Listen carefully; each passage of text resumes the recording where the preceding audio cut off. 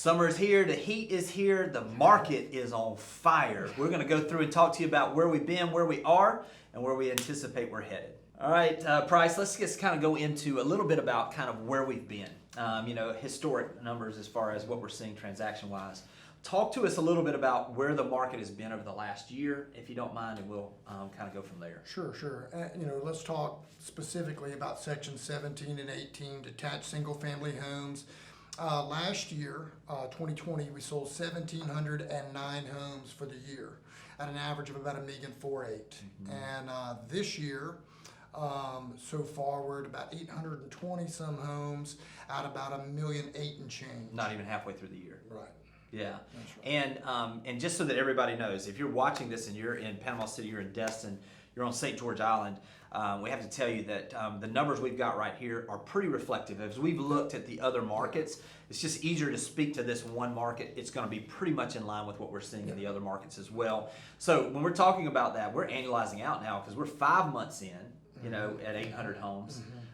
And we're looking like we're going to exceed, obviously, the transaction numbers we had last year. Yeah, it should. It's going to be closer more. Mm-hmm. And we're looking at somewhere in the neighborhood of, what is that percentage-wise, $400,000 almost on the average price. Yeah, I mean, you're talking, 27%, something like that, 25, 22, somewhere where it may end up, somewhere between, call it, by the end of the year, between probably 24 and 30% increase, where last year, 20 over 19 was up 25.7%. So you're talking about 55% growth in 2 years. Yeah, so the average price. So tremendous. Obviously, we've seen a arcing up of the pricing. Mm-hmm. Something that you've been talking about for a few years that may come in a typical cycle. That's right. So let's talk about kind of what's going on and where we may be in the cycle and some of the things you're watching. Well, I mean, with that, you're seeing pricing move up quite a bit. Sales are still increasing, but that amount of increase is starting to flatten a little bit.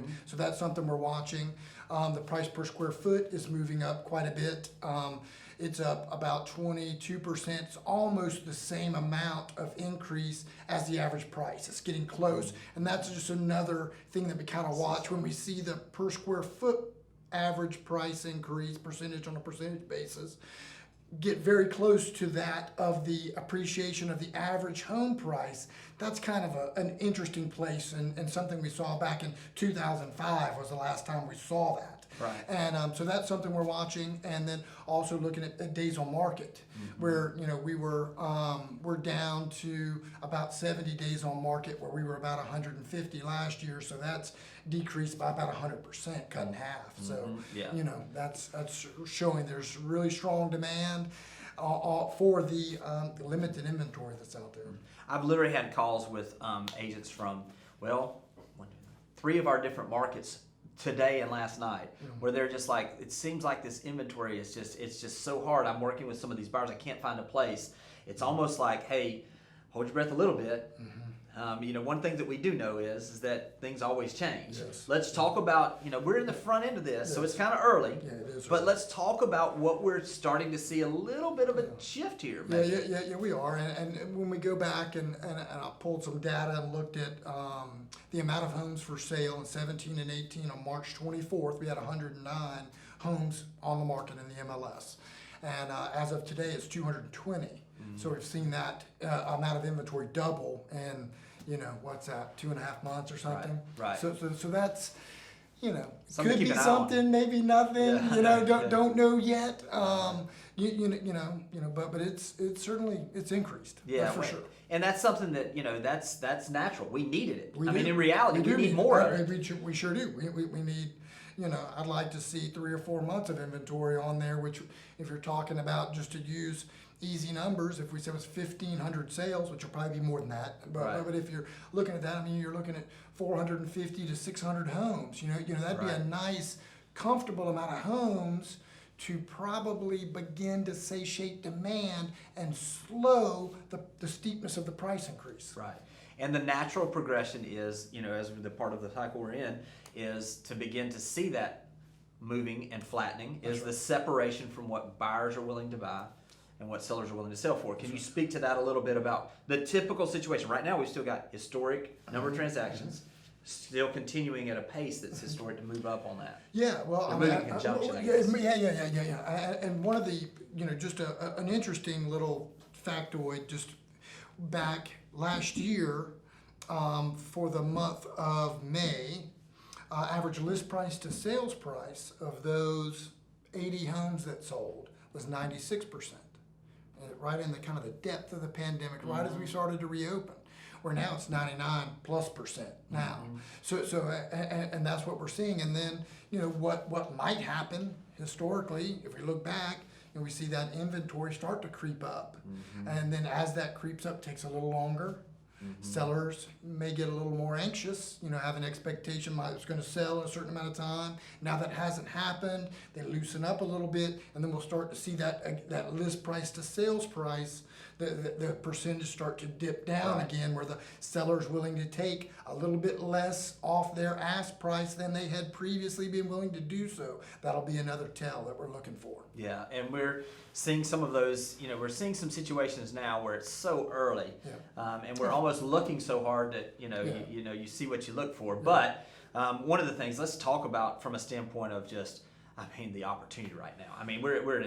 It's incredible. Yeah, we've never had an opportunity like this, to be situated, let's just say in the panhandle of Florida, comparatively speaking to anywhere else in our country. You couldn't be sitting in a better place to do what we do, period. Yeah. When you go and, you look out across the landscape of a lot of places, they don't have a lot of the attributes that this place has in very simply, the sugar white beaches, the emerald water, those things that are easy to see. But then when you look a little deeper, specifically in the 30A and the West Panama City area, is it's new. You just got all this new stuff here that is so different than anywhere else along Florida. Now, granted, St. George, and don't beat me up and get in the Cape. What you have there is the charm that makes it attractive. That it's old Florida. You play well off us, and that's what makes it so attractive there. But I'm just using this as the driver of the economy, because of the Panhandle's economy, if you will, because this is all new. And what's you hear Jimmy and I talk a little bit about what's happening right now, but the reality of it is we're not in a right now business. No one's bailing out tomorrow. Right. We're going to be doing this 3, 5, 10, 20 years down the road, most of us, God willing. And what's it going to look like then? What does it look like between now and then? Well, we got all this new stuff and more new stuff coming. Every day you hear about more new stuff. All these people coming here from other places that are going to want to do things and add more new stuff. And that activity, specifically new construction of commercial infrastructure, if you will, things that add and enhance the lifestyle that's on offer here, make it easier to be here, if you will. That's just going to add to the value. And that's going to beget more, and that activity is going to bring more and more people. It feeds on itself.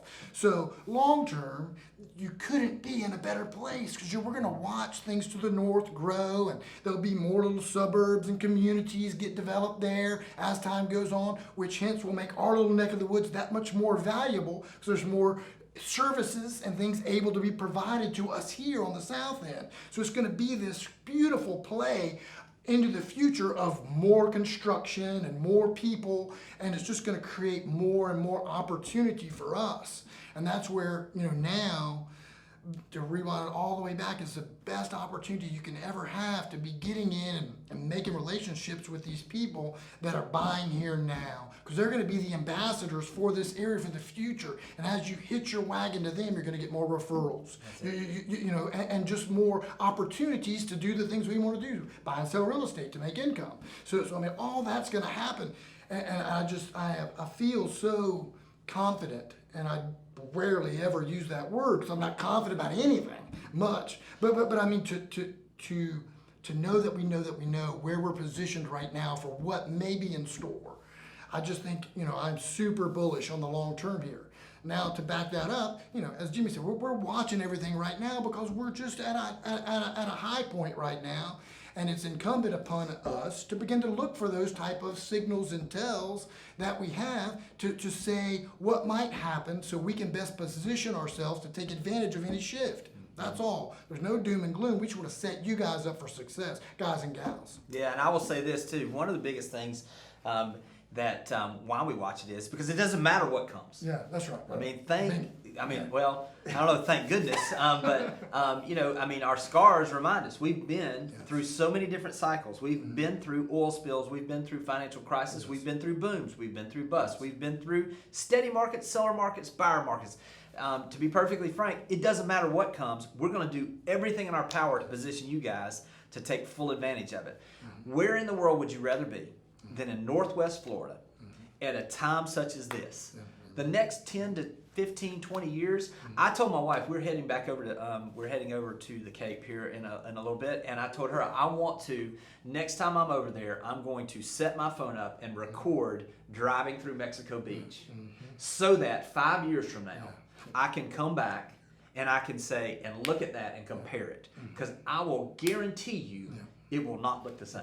And so this is a time where we're excited from a standpoint of not only what opportunities you guys have, but the opportunities we're going to have as a company, as an executive team, to bring the opportunities to you in a way that literally, y'all, the table is full of food. You just got to go over there and eat it. It is ready to go. We have tried to tee this up. The economy is teed up. Now's the time. It is reaping time right now. If you've got any questions, we're going to continue to watch these things on a daily basis. We're watching to see where those opportunities might be.